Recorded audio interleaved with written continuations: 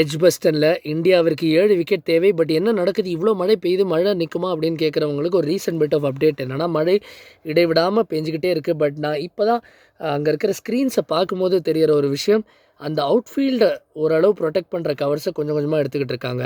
And இதுதான் last pant of rain அடுத்த கொஞ்சம் மணி நேரத்துக்கு அப்படின்னு சொல்கிறாங்க. ஸோ இந்த மழை கிளியர் ஆகிடுச்சுன்னா அதுக்கப்புறம் கண்டிப்பாக ப்ளே ரெஸ்யூம் ஆவதற்கு அனைத்து வாய்ப்புகளும் இருக்குது. எவ்வளோ சீக்கிரம் பண்ண முடியுமா?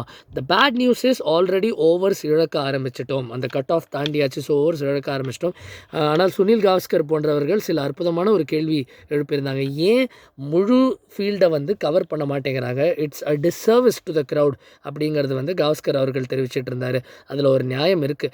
ஏன்னா இத்தனை பேர் காசு கொடுத்துட்டு வராங்க பார்க்குறதுக்கு, ரொம்ப ரொம்ப தூரத்துலேருந்து வராங்க. முக்கியமாக அவங்களோட நேரத்தை இன்வெஸ்ட் பண்ணும்போது இந்த மாதிரி இருக்கலாமா அப்படிங்கிறது கேட்கும்போது கொஞ்சம் ஏமாற்றம் தான் இருக்கும். ஏன்னா நீங்கள் இந்தியாவில் பார்த்தீங்கன்னா பெரும்பாலும் ஸ்ரீலங்காவிலே நிறைய கிரவுண்ட்ஸில் மொத்த கிரவுண்டை கவர் பண்ணிடுவாங்க. இங்கே மொத்த கிரவுண்டை கவர் பண்ணல, அந்த பிளேயிங் ஸ்கொயரை தான் கவர் பண்ணி நம்ம பார்க்குறோம். ஸோ அதனால் மழை விட்ட பிற்பாடு கூட இந்த அவுட்ஃபீல்டில் கண்டிப்பாக கொஞ்சம் பேச்சஸ் இருக்கும். அந்த பேச்சஸ் இருந்தால் மேட்ச் திரும்ப தொடங்குவதற்கு டைம் ஆகும்.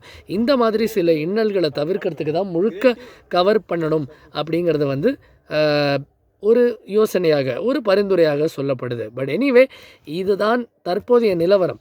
இப்போ நம்ம பேசிக்கிட்டு இருக்கும்போது கூட இதுதான், மழை லேசாக தூறுது. பட் இதுக்கப்புறம் மழை நிற்க போகுது. அதனால் இந்தியா 7 விக்கெட் எடுப்பதற்கான கால நேரம் இன்னும் கொஞ்சம் குறுகி இருக்குது. ஸோ இந்தியா அதற்குள்ளே அந்த 7 விக்கெட் எடுத்து முடிப்பாங்களா இல்லையா, மேட்ச் எப்போ தொடங்கும், எத்தனை ஓவர்ஸ் அவைலபிள் எல்லாம் கொஞ்சம் நேரத்தில் தெரியும். தொடர்ந்து இணைந்திருங்கள். எங்களால் முடிந்தவரை அப்டேட்ஸ் சீக்கிரம் வழங்குறதுக்கு ஆயத்தமாக இருக்கும். மறக்காமல் சோனி 10/4 தமிழில் காமெண்ட்ரியை கேட்டு ரசிங்க. அதில் நானும் இருக்க காமெண்ட்ரி பேனலில் என்னுடன் பரத் அருண், வித்யுத் சிவராமகிருஷ்ணன், இன்ஃபேக்ட் அவங்களோட நானும் இருக்க பரத் அருண், வித்யுத் சிவராமகிருஷ்ணன், WV ராமன் மற்றும் ஹேமங் பதானியுடன் காமெண்ட்ரி செய்வதற்கான ஒரு அரிய வாய்ப்பு, ஒரு பெரிய ப்ரிவிலேஜ் எனக்கு கிடச்சிருக்கு. மறக்காமல் பாருங்கள். கெத் இஸ் கிரியேட்டிவ். மறக்காமல் சோனி 10/4 பாருங்கள். இந்தியா இங்கிலாந்து டெஸ்ட் சீரீஸ் முழுவதும் டிவியில் காணுங்கள்.